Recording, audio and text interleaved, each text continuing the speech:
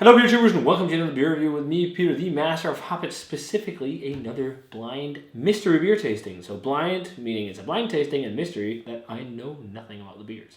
So I was just served these two beers by Brett, and I ain't got no clue. Ooh, there's particles in one of them. Yeast gunks, it looks like. And one of them there isn't. Oh, it's quite chunky looking. But yeah, so we got two beers in front of us.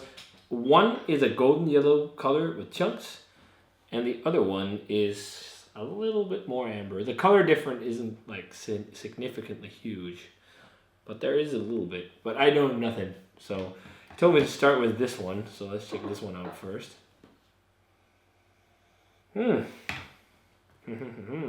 Smells interesting. It's kind of appley. Oh, this one is more subtle than I expected, actually.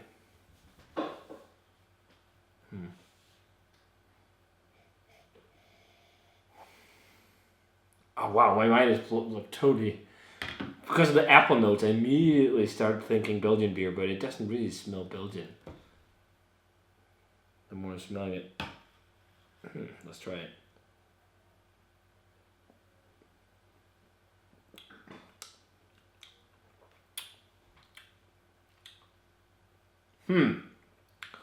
It's rather tame.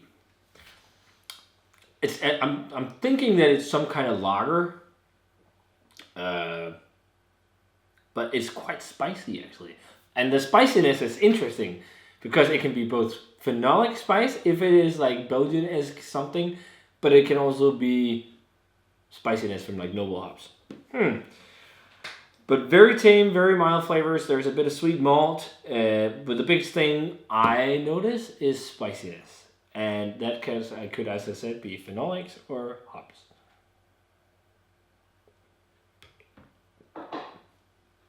But I think it might be hops.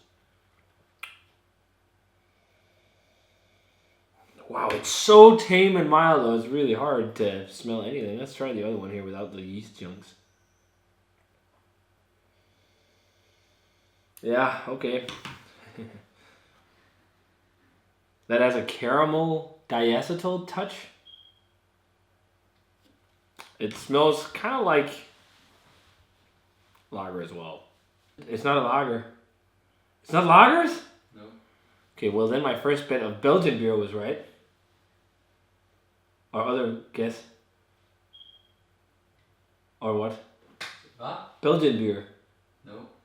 What? It's not lager at all. It's an ale. Yeah. Wow, this is difficult. Both of them.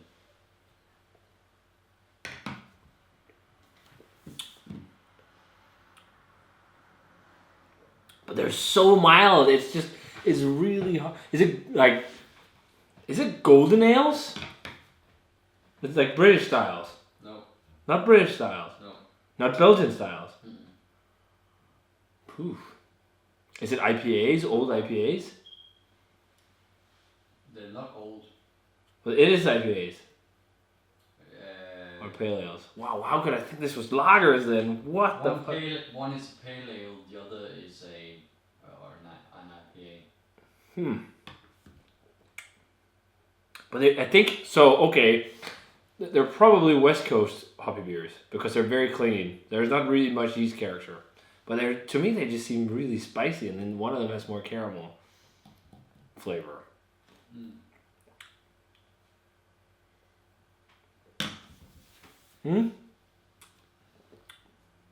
Maybe some grapefruit. But I have no idea what it is, what brewery it is. Is it Lagunitas? Do you want to find Yeah, I have no idea. I won't just answer you like that. No. I have no clue what this is. At first, it's like, wow, this is spicy, but is it phenolic? So it's spiciness from the hops I picked up first. Or maybe it's Brooklyn IPAs. I don't know. They're just so mild. Whoa. What? It's Sierra Nevada Torpedo and Sierra Nevada Pale Ale. Wow, I butchered this one. And it's actually the other way around. The one on your right is torpedo. And Wow, I thought these were lagers because they're so light and clean. But I agree. I am so surprised by how tame and mild they are. They're like completely flavorless. Yeah, how fresh are they? Like 2 months. These are like the freshest Sierra Nevadas I've ever seen in Denmark. Yeah, I haven't had either of these in ages. No. Last time I got a Sierra Nevada Pale Ale was I think it didn't. from a can. I think.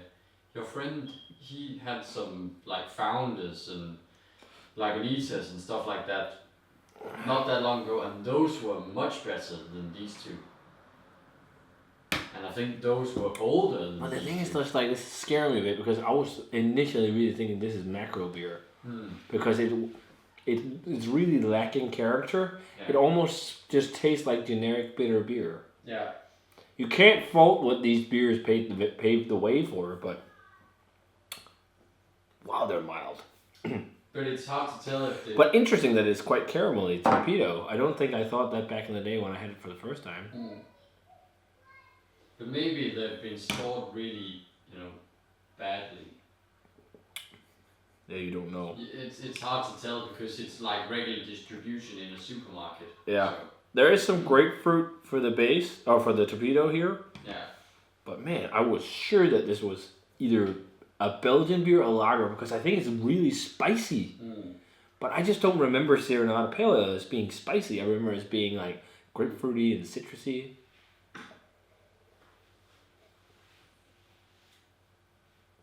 But they pretty much taste like macro beers. I wouldn't even call this a good pale ale anymore. No. Wow. They're very Things plain. has changed.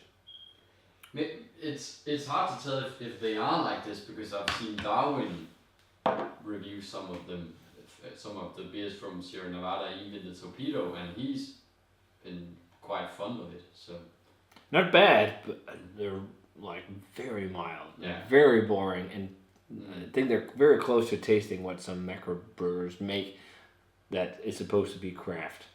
yeah, It's got a little bit more bitterness than some of those maybe, but yeah, it's strange. yeah.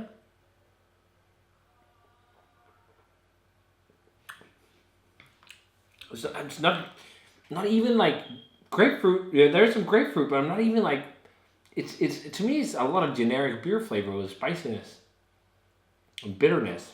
And the reason why I was thinking lager, especially with this one, is because it's quite clean. Yeah. But that was also why I was thinking, okay, maybe IPA could be some West Coast stuff, because they're also often clean in the yeast profile. But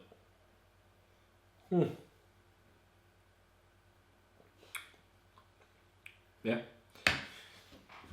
that was actually a very disappointing blind tasting, at least for me, because I had these beers in quite high regard, but turning them blind, I'm not that fond of them. I would say like Anisa's IPA is much better.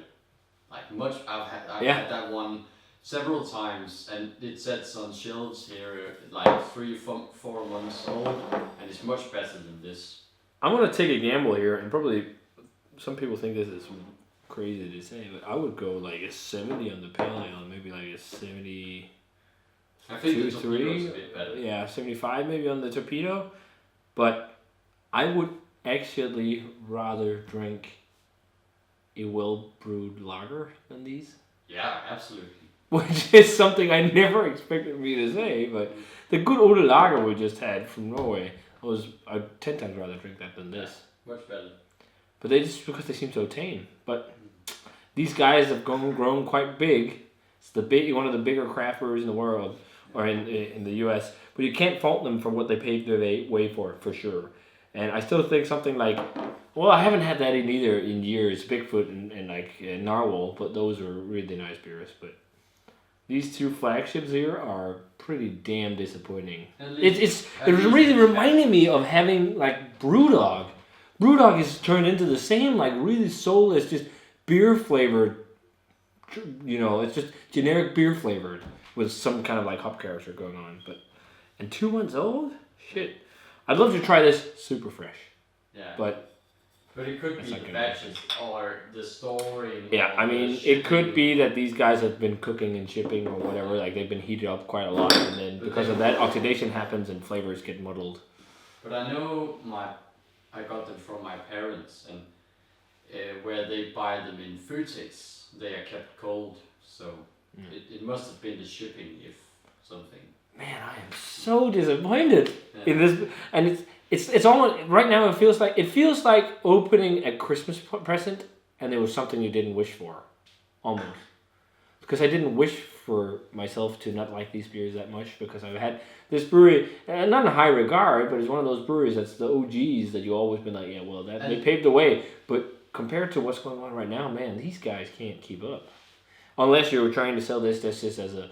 But I think this is also sold nowadays as just like, an alternative to a lot of other stuff in bars, like the craft alternative. So people who might usually drink a Budweiser, oh, well, I'd prefer to get a Sierra Nevada Pale instead. Even though it's what this is now. It's kind of scary. It's just a great showcase of what, when breweries become really big, what happens.